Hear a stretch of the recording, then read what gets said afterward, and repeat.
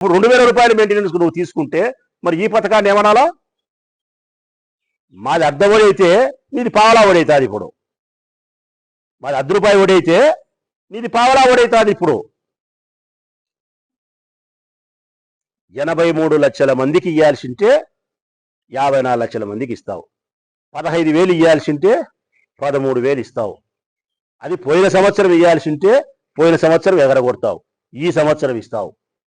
అంటే ఈ తల్లికి వందనం పథకములో ఎన్ని అవకతవకలు ఉన్నాయో ఒకసారి ఆలోచన చేయండి.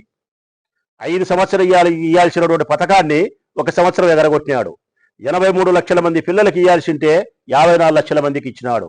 15,000 రూపాయలు ఇవ్వాల్సింటే 13,000 రూపాయలే ఇచ్చినాడు.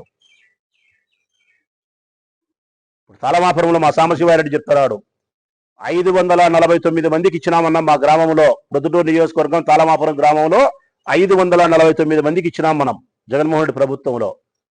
ఇప్పుడు ఈ ప్రభుత్వంలో 2 పిల్లల చొప్పున పెరుగుతారా తరుగుతారా?